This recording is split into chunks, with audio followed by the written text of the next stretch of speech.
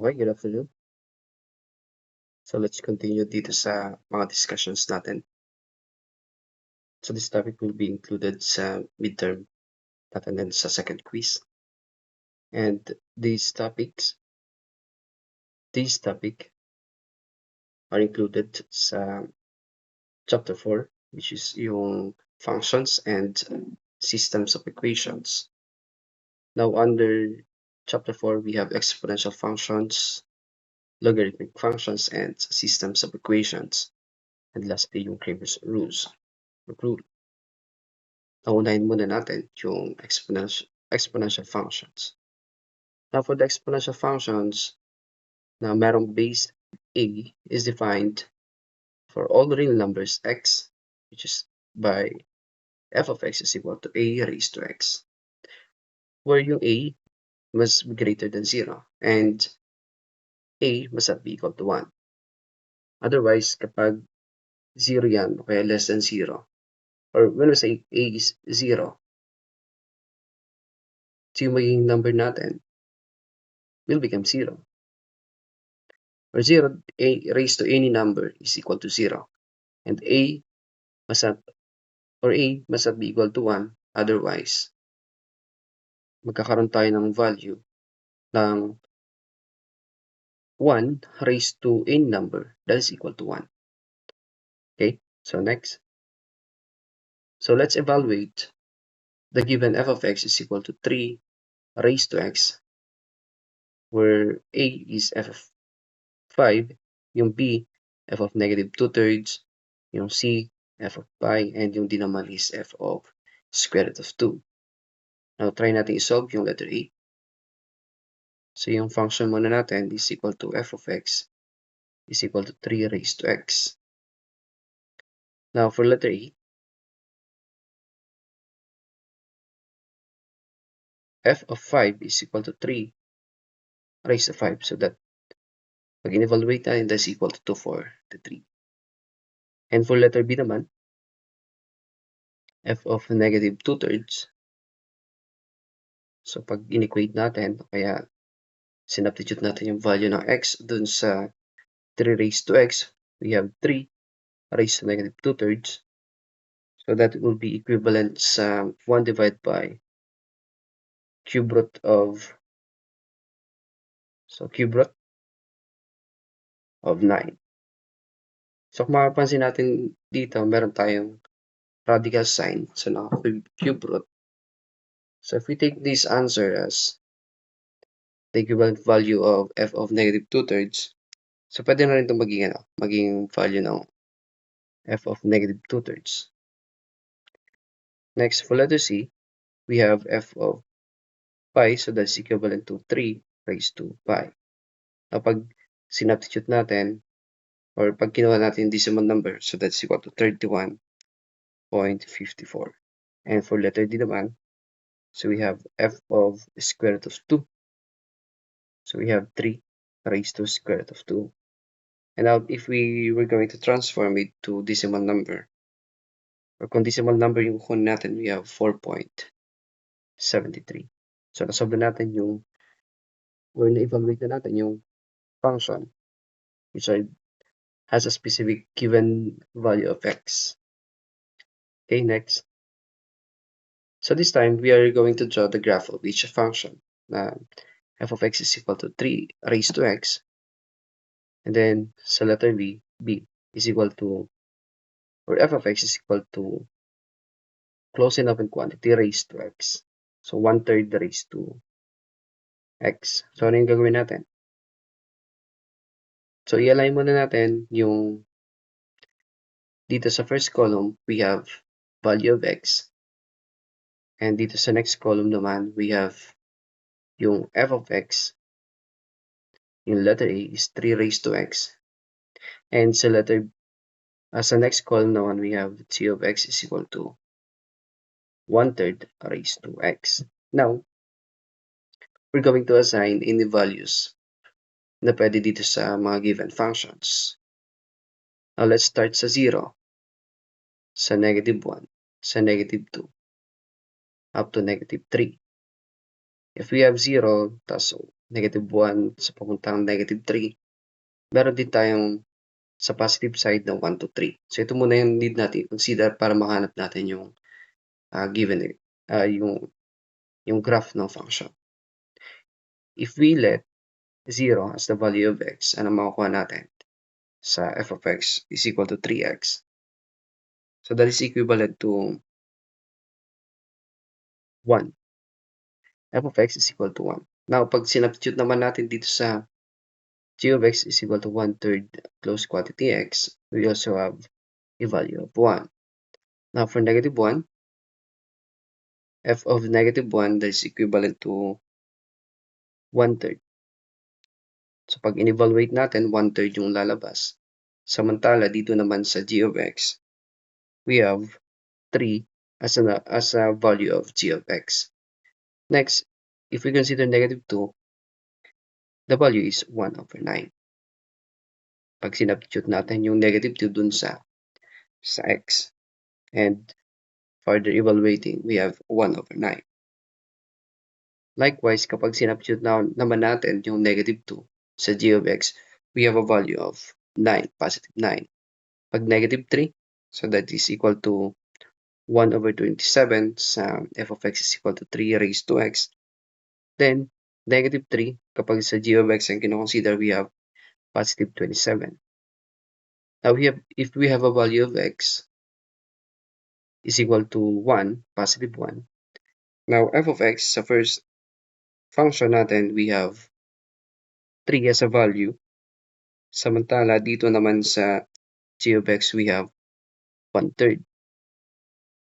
Sa 9 naman, as a value of x, we have, as a value of x 2, we have 9.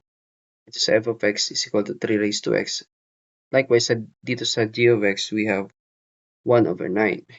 And kapag 3 ang consider natin, positive 3, we have 1/27, and dito is 27. Now, tapos na tayo dun sa pag-evaluate ng mga given values of x na pwede natin i-graph yung functions. So, to graph yung function natin, kailangan natin ng x and y coordinates.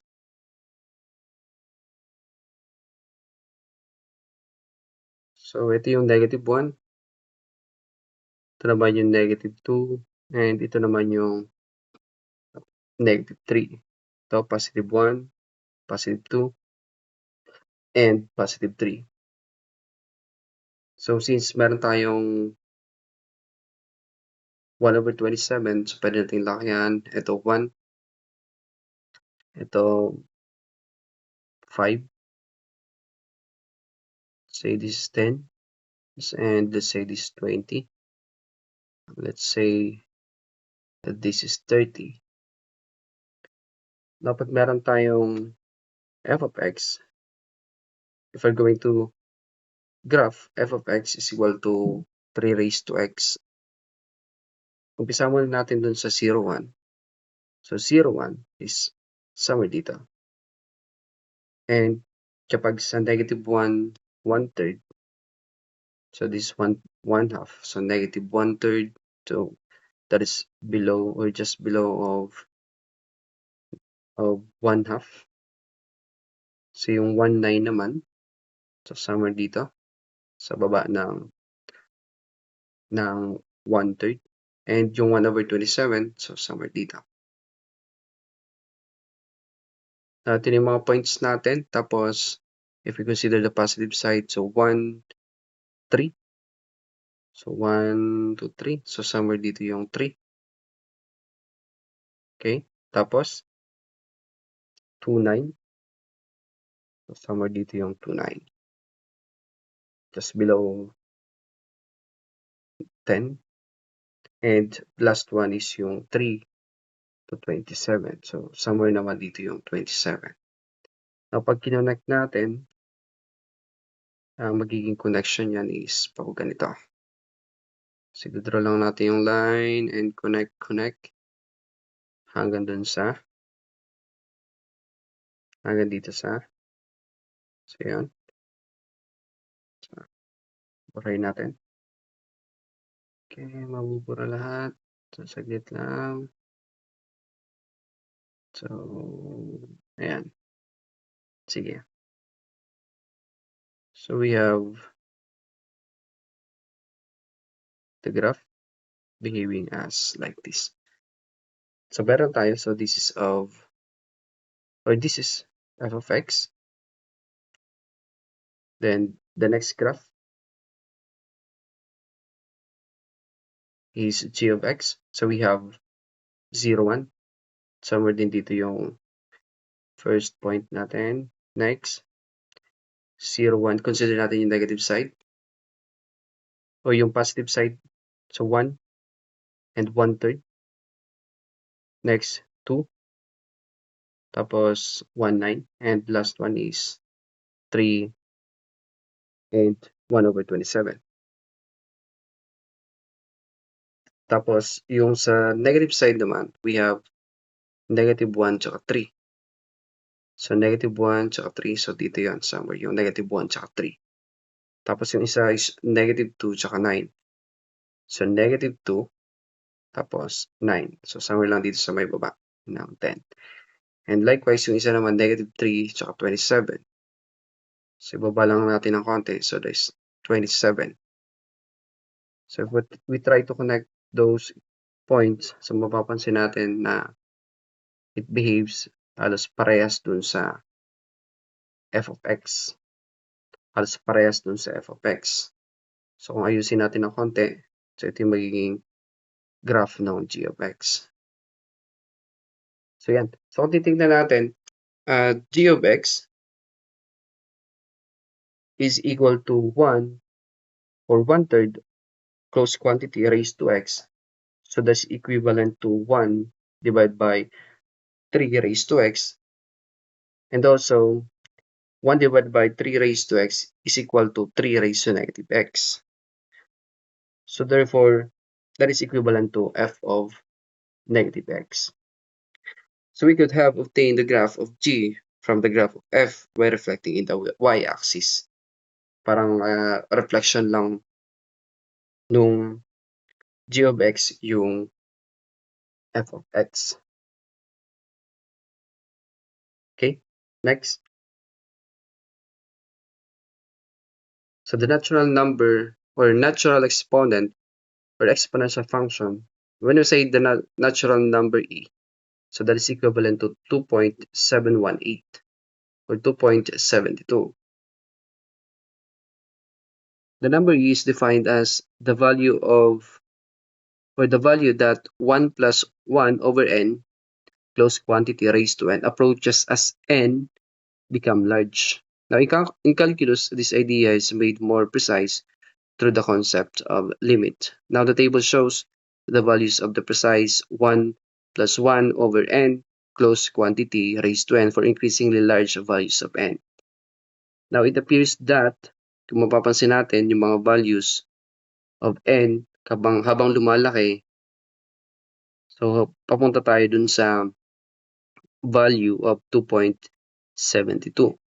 Now, rounded to 5 decimal places, we have e is equal to 2.71828. So, in fact, the approximate value of 20 decimal places is equal to e raised or e equivalent to 2.71281 and so on. It can be shown that e is an irrational number, so we cannot write its exact value in the decimal form. So, yun yung nangyayari. So, since that is irrational, ibig sabihin yung mga values after the decimal point is non-repeating yung mga values. So, every number after the decimal point is a unique value. So, therefore, e, pwede natin kabisaduhin, e is equal to 2.718 or 2.72. Next. Now, the natural exponential function naman. So, that is the exponential function, f of x is equal to e raised to x with base e. So, it is often referred to as the exponential function, yung e raised to x. Now, let's evaluate the exponential function. rounded to 5 decimal places.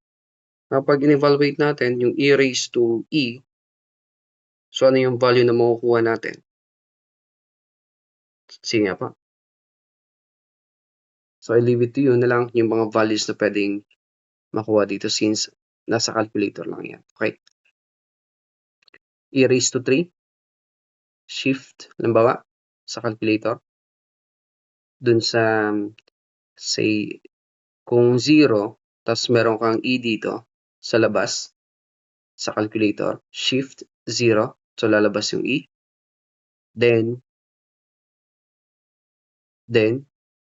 i-calculate mo, okay, pindutin mo yung raise to, yung doon sa taas ng, I think, that is x raised to y, kung di ako nagkakamali.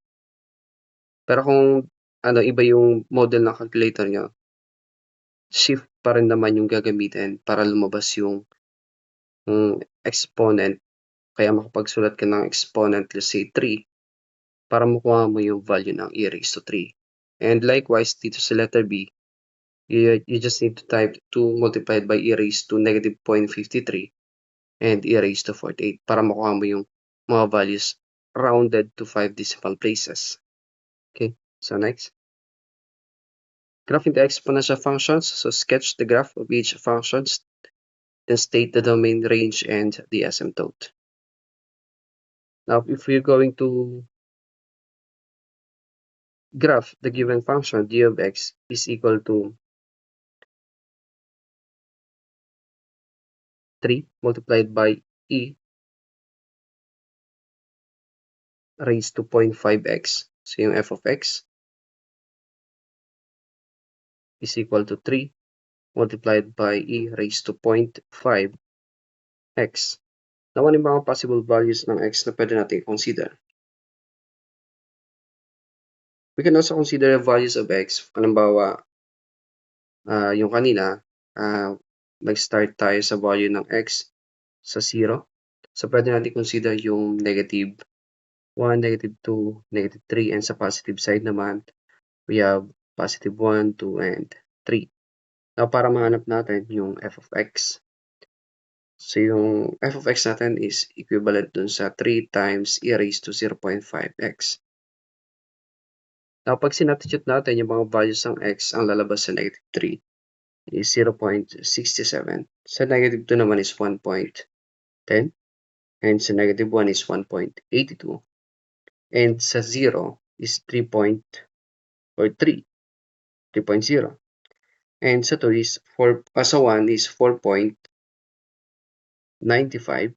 And sa 2 is 8.50. And sa 3 naman is 13.45. Now we can now graph the given function using dito sa mga coordinates na nakuha natin. Let's say this is x, and ito naman yung y. So that is Cartesian plane. Then, i-graph natin.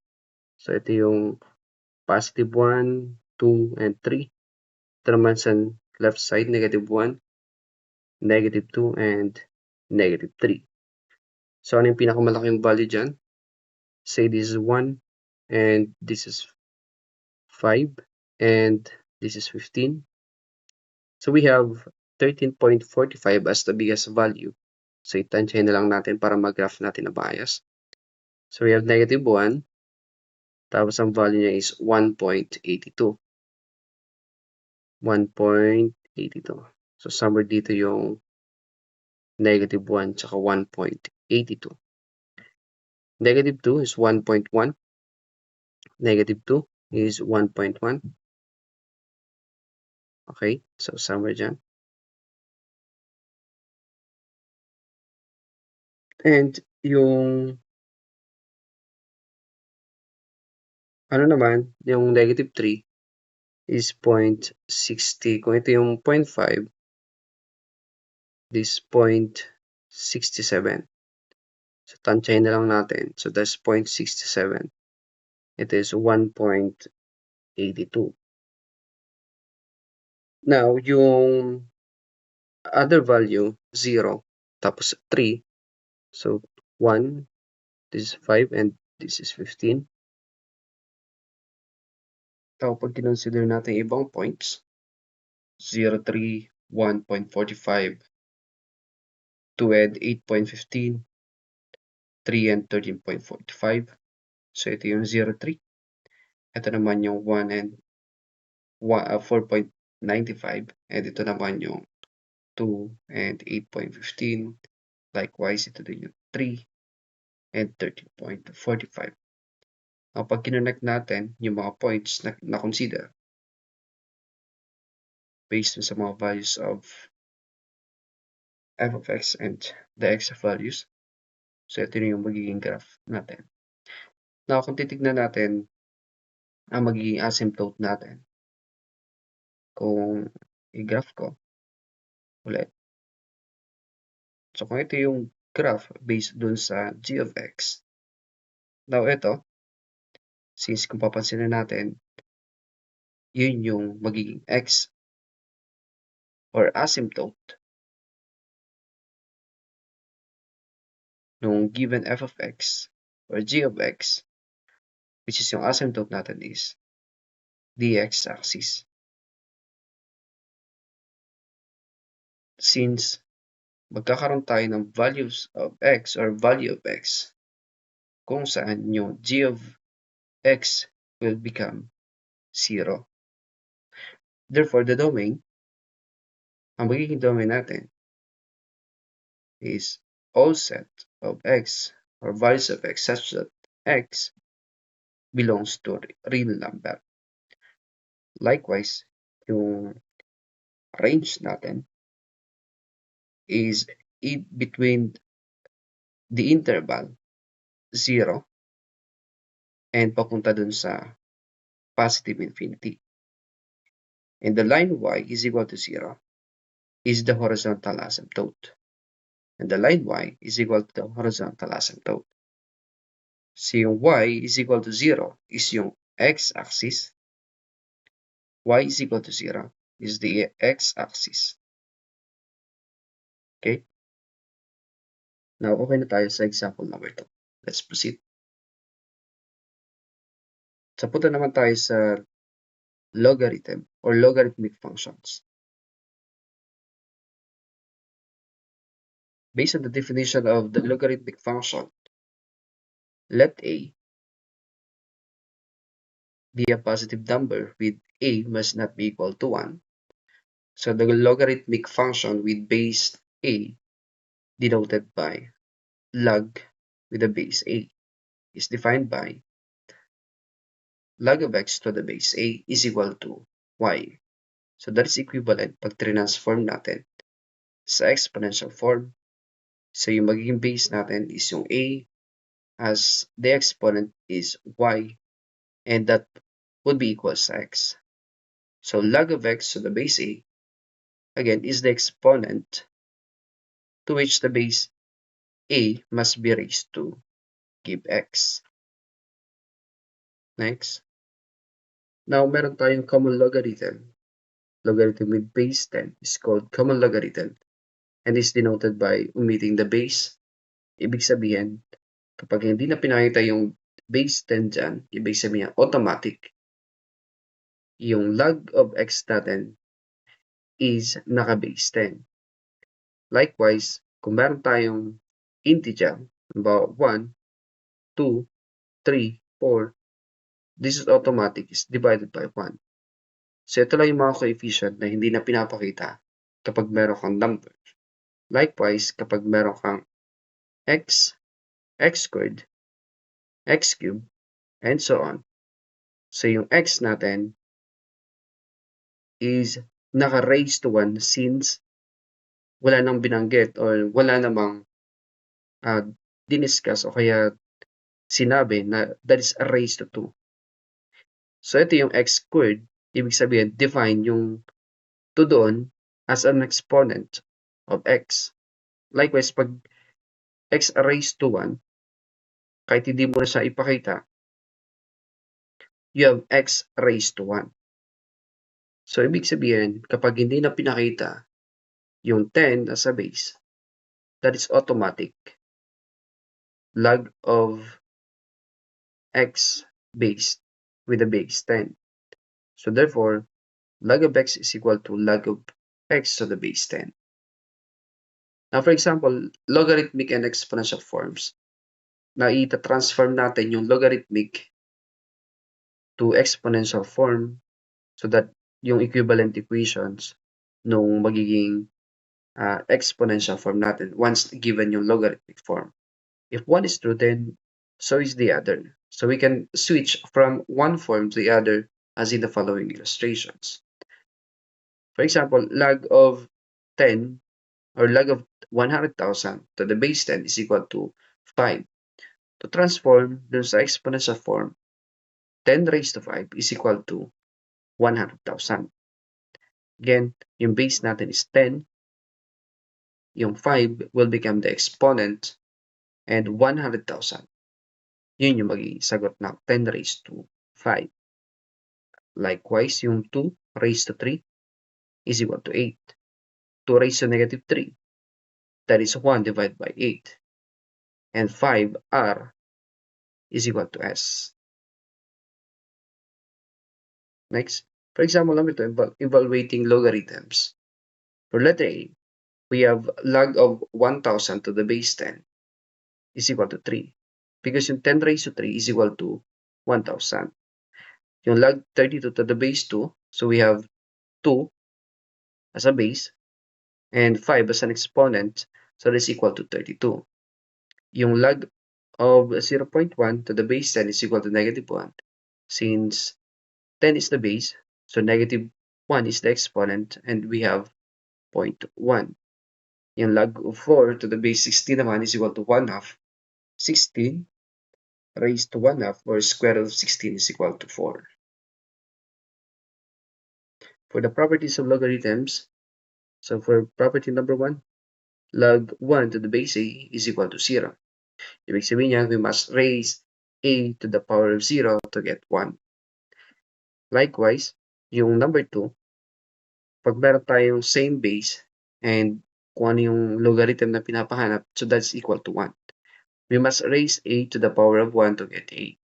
So number 3, if we have the base 10 and the logarithm of a raised to x, that is equal to x. Then sa number 4, a base as a base raised to log of a, log of x to the base a is equal to x. Bakit? So meron tayong parehas na base and dun sa logarithmic or exponent na logarithm of x, so may base a tayo. Kung magkakaroon ka ng magkaibang base dyan, let's say a log of b or log of x to the base b, that will not be equal to x. So sa number 4 sa property, kapag parehas lang yung bases na given. So that will be the time na that equal to x, or that is equal to x. Sabihin, log of x to the base a is the power to which a must be raised to get x. So another property of the logarithm, let a be a positive number such that a must not be equal to 1, then let n be the real number, and let u and v be positive real numbers. Now, for product property, kapag meron kang log of ub, ibig sabihin naka-multiplication or product property, that is equal to log of u plus log of b to the base a. So, pag product property, that is equal to or equivalent sa merong operation na positive or plus dun between sa ub. And kapag u divide by b naman, that is less than or minus dun sa baba, yung log of v. And the power property, yung n as an exponent will become a multiplier dito sa log of u to the base a. Now sa product properties sa number 1, for natural logarithm, ln of ub is parehas ng n of u plus l of b. And yung isa is ln of u divided by v, so that is minus. And yung ln of u raised to n, that is equal to n may multiplier na yung n sa ln of u. Now, for example, we have log of 1 is a property natin, so that's equal to 0. That is for property number 1. And dito sa log of 5 raised to 8 with a base 5 is equal to 8. Dahil since magkaparas ng bases yung kinukuha natin logarithm and the base itself of the logarithm. So yung exponent, that will be equal to the exponent. So that's for property number 3. And log of 5 to the base 5 is equal to 1 according to property number 2. And also, 5 raised to log of 12 to the base 5 since pares yung mga base. So that is equivalent dun sa kung ano yung kinukuha na mong logarithm. So that's 12. So based dun sa property number 4. Next, we have to graph a logarithmic function by plotting points. So sketch the graph of f of x is equal to log of x to the base 2. So paano natin i-graph yun? Okay, para mag-graph natin ng maayos yung given function, we choose the value or the x values to be powers of 2 so that we can easily find their logarithms. Now, an example is we have 2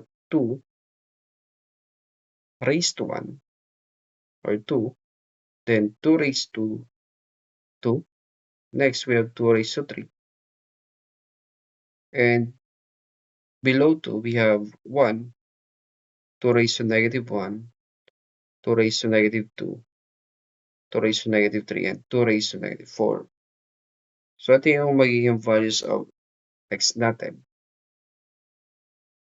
Now, for the corresponding value of log of x to the base 2, when we have x as 1, so 0 yung lalabas yan. And likewise, kapag yung x is 2, ang lalabas na value is 1. And 2 raised to 2 is equal to 2. And 2 raised to 3 is equal to 3. And 2 raised to negative 1 is equal to negative 1. And 2 raised to negative 2 is equal to negative 2. And 2 raised to negative 3 is equal to negative 3. And 2 raised to negative 4 is negative 4. Next, pag graph natin yung function, so ito yung magiging itsura niyan. Consider natin yung 1, 2, so this is 1, 2, 3, 4, and 5. So dito naman sa baba, 1, 2, 3, 4, and 5. 6. So this is 5, negative 4, negative 3, negative 2, and negative 1. So yung next value natin, or mga coordinates natin, pag plinat natin, so we have 1 tsaka 0, 1 tsaka 0, so therefore dadaan yan dito. So 1 tsaka 0, tapos ano pa? 2 tsaka 1.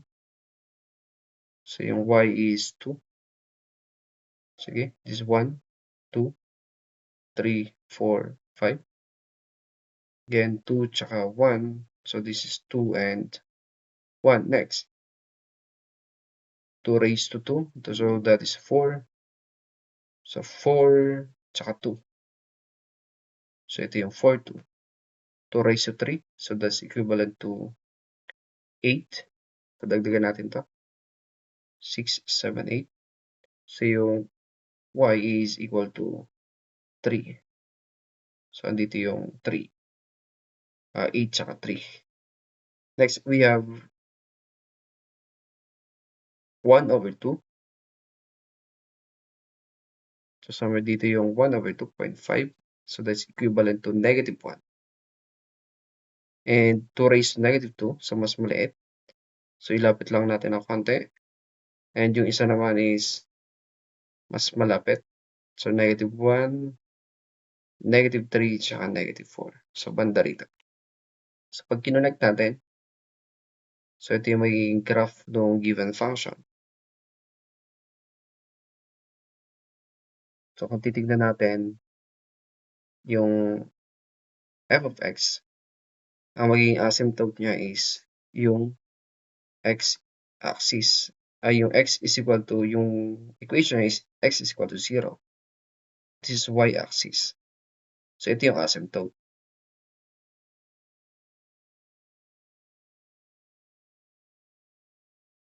Okay, nag-graph natin na maayos. So punta tayo sa next problem.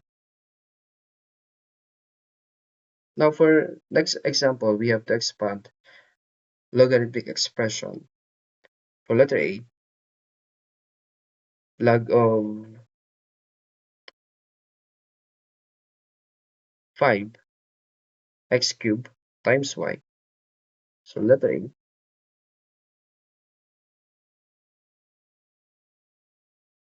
So sa letter A, we have log of 5x cubed y to the base 4. So expand each logarithmic expression. So paano natin siya i-expand? Since we have product here of the variable x and y, so magiging expansion natin is, okay, yung 5 is kasama ng x cube. So to the base 4 plus log of y to the base 4. So ito na yung magiging expansion nung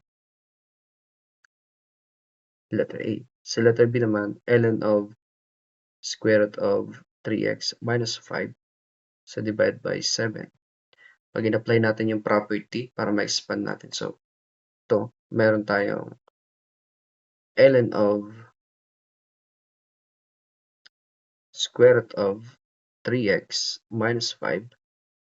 So 3x minus 5 minus ln of 7.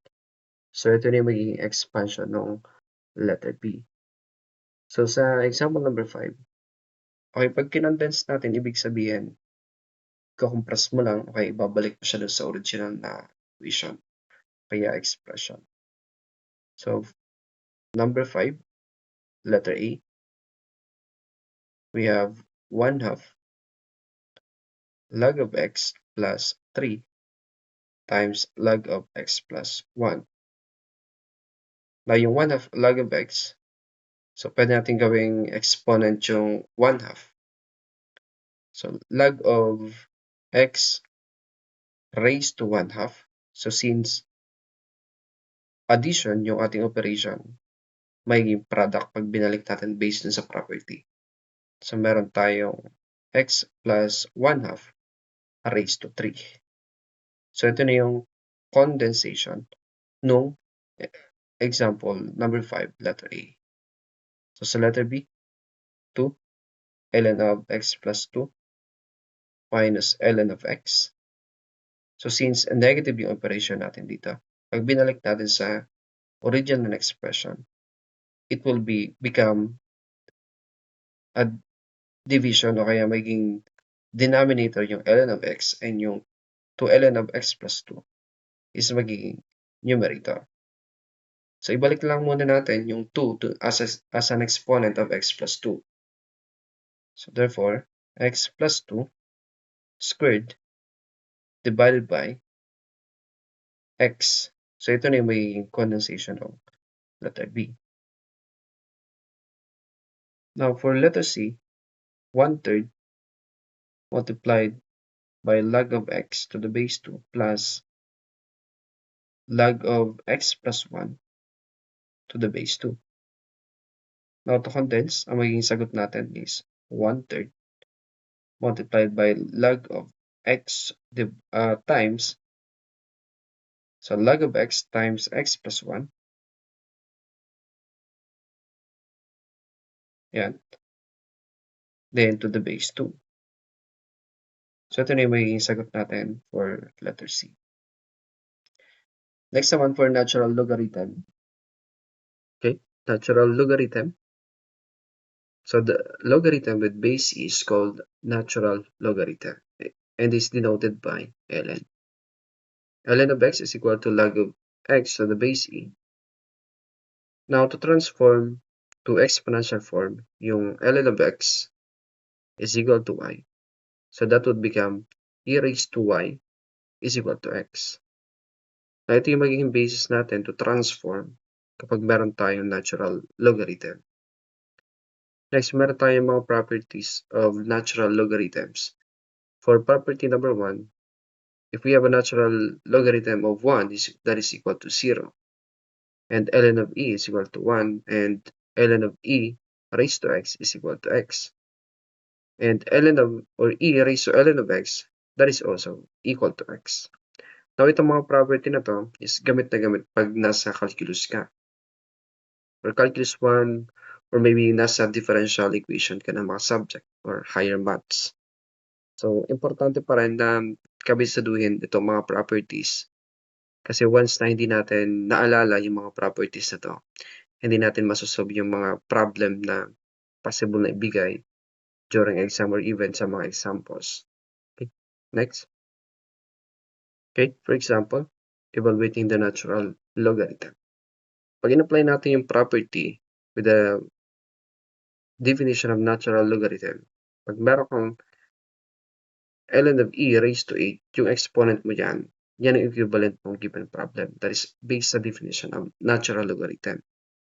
For b naman, ln of 1 over e raised to 2. So pag simplify natin and tinaas natin yung e raised to 2, this will become e raised to negative 2. So yung exponent natin yan based sa natural logarithm definition, that will be equal dun sa exponent. And sa letter C, ln of 5, so through, pag kinalculate natin sa calculator, pag in-input natin doon, so it will give us a value of 1.609. To input, use ln key on calculator. Next, use the properties of natural logarithms to simplify its expression. ln of 1e, paano natin masisimplify yung ln of 1 divided by e? Now, to simplify, since we are given ln of 1 divided by e, pag simplify natin, it will become ln of e raised to negative 1. ln of e raised to negative 1, that's equivalent to negative 1. Now, sa b, e raised to ln of 5, that is equivalent to 5 itself. Yung kinukuha natin na natural log kapag meron tayong base na e. So for letter C, ln of 1 divided by 3. So yung ln of 1 is 0 based sa property, and 3 sa baba. So 0 divided by 3 is equal to 0. And sa letter D naman, 2 ln of e. So ano yung maging equivalent natin? 2 multiplied by 1, since yung ln of e is equal to 1. So that's equivalent to 2. So next. Punta naman tayo sa systems of equations. So using box substitution and draw echelon form, solve the systems or system of linear equation. So dito meron tayong 3 equation, 3 unknowns. X minus 2y plus 3z is equal to 9. So that's for equation number 1. And y plus 3z is equal to number 5, equation number 2, and z is equal to 2. Since given yung value ng z, pwede natin i-substitute yan sa equation 2. So sub 2 or equation 2 to equation 3. So y plus 3 multiplied by 2 is equal to 5. And y is equal to 5 minus 6. So meron tayong negative 1. So gawin natin equation number 4 to. Kung meron tayong value of y at value of z, pwede natin equate, okay, substitute subs 3 or equation 3 and equation 4 to equation 1. So therefore, x minus 2 multiplied by negative 1 plus 3 multiplied by 2 is equal to 9. Now, x plus 2 plus 6 is equal to 9. 6 plus 2 is equal to 8. Therefore, 9 minus 8. And ang value ng x natin is equal to positive 1. So, yung value ng x natin is equal to positive 1. So, nasolve na natin yung sa systems of linear equations. So, kung meron kang tatlong equations, therefore meron ka ding 3 unknowns. Hindi pwedeng magkaroon ka ng 3 equations tapos 2 unknowns tayo yung meron ka. Ibig sabihin, may problema dun sa given problem. Okay, next. To solve another systems of equation, 3x minus 2y is equal to negative 1.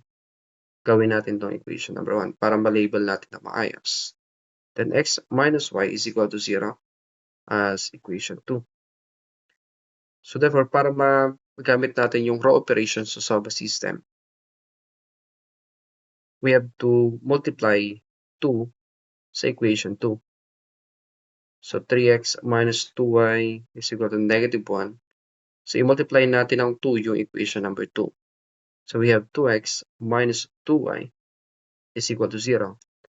Ano yung reason natin para i-multiply natin ng 2 yung equation number 2? Para magkaroon tayo ng the same value or coefficient pagdating sa variable y. Para pag nag-multiply tayo ng negative sa kada term dito sa equation 2, makakancel out natin yung 2y. Since magiging positive na yung 2y sa equation 2. So i-cancel out na natin. So we have 5x. Since pag in-add natin, okay, pag in-add natin, and yung negative is mag-take effect, so we have 5x is equal to negative 1. X is equal to negative 1 over 5. Tama? So x is equal to negative 1 over 5. Kung meron na tayong value ng x, pwede natin i-substitute yan dun sa equation 1. So 3 multiplied by negative 1 over 5. So 1 over 5. Tapos minus 2y is equal to negative 1. So negative 3 over 5 is equal to 2y is equal to negative 1. And ito minus. So 2y is equal to negative 1 plus 3 over 5. So solve natin dito sa taas. So 2y is equal to negative 1 plus 3 over 5. So kuha tayo ng common denominator. So 5 divided by 1 multiplied by negative 1, we have negative 5. Plus 5 divided by 5, we have 1 and multiplied by 3. So we have 3. So 2y is equal to negative 3 over 5. So 2y is equal to negative 3 and negative 2 over 5. And divide natin both sides with 2, we have y is equal to negative 1 over 5. So ito na yung value of y. So nakuha na natin yung x tsaka yung y. Next topic, we have Cramer's rule. If a system of n linear equation in n variables has a coefficient of matrix A with non-zero determinant absolute value of A, then the solution of the system is, for example, x sub 1. Kung hinahanap mo is x sub 1, we have A sub 1 or absolute value of A sub 1 divided by the absolute value of A. Likewise, ganun din sa x sub 2. Kung x sub 2 ang hinahanap mo, that is A sub 2 divided by A, where the ith column of A is the column of constants in the system of equation.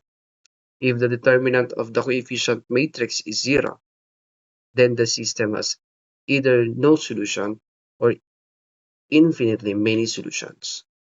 So let's try.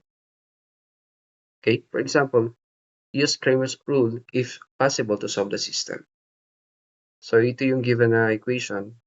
So 4x minus 2y is equal to 10. So this is equation number 1. Then 3x minus 5y is equal to 11. Ito naman yung equation 2. Now, yung first step is to solve the discriminant. And hanapin natin yung discriminant. If the discriminant is 0, hindi natin pwede ma-apply yung Cramer's rule. Now, kapag greater than 0, so pwede natin ma-apply yung Cramer's rule. So, D is equal to, para manap din natin yung coefficient matrix for discriminant. If we have x as a variable, so sa first column natin, yun yung mga magiging laman ng elements natin dito sa matrix. Meron tayong 4 tsaka 3. Then, negative 2 tsaka negative 5 for the elements dito sa matrix natin. Para masolve yung discriminant, etong diagonal na to, 4 and negative 5, will be subtracted dito sa 3 multiplied by negative 2. So, yung discriminant natin is 4 multiplied by negative 5 minus 3 times negative 2. Since we have negative 20 plus 6 dito, ang discriminant natin is negative 14. Ang value ng discriminant natin is negative 14. So that is less than 0. O kaya hindi is equal sa 0. Not equal to 0. So that means, pwede natin gamitin yung meaning, we can use the discriminant or the Cramer's rule itself. Cramer's rule. Yun. Now, kung yung D is equal to negative 14, so pwede natin mahanap yung value of the variables x and y. So, bakit hindi natin kailangan yung negative 0 for the discriminant? Or D must not be equal to 0. Bakit? Kasi pag hinanap na natin yung x value or yung values of x for the variable x, di ba ang matrix form natin for solving the value of x is, let's say, based on sa rules, we have d of x kung yung hinahanap natin variable and divide by d. So therefore, pagdating dito, d must not be equal to 0. Otherwise, yung x natin is hindi natin makukuha yung value niyan. Ibig sabihin, kapag nag-equal to 0, Cramer's rule is not applicable. Now, to solve for x variable, we have, ito yung magiging laman ng coefficient matrix natin, 10, 11, negative 2, tsaka negative 5, divided by negative 14. So, pag in-evaluate natin yan, so consider natin itong first diagonal and minus this diagonal.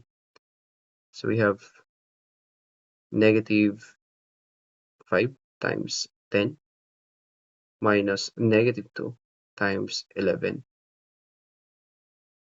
11. Then divided by negative 14.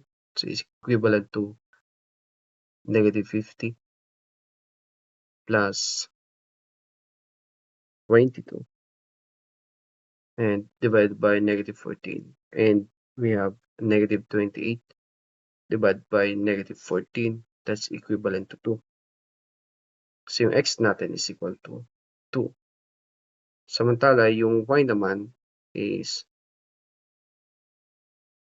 consider natin yung 4, 3, tapos 10 and 11, tapos divided by negative 14. So, we have a value of, ito munang diagonal na to. So, 4 times 11. We have the value of 44 minus 10 times 30. So, itong diagonal na to. So, that's equal to 30. Then, divided by negative 14. We have 14 divided by negative 14. So, yung y natin is equal to negative 1. So, nakuha na natin yung x and y using Cramer's rule. Now, kung meron pang mga questions, pwede naman tayo mag-ask sa GC.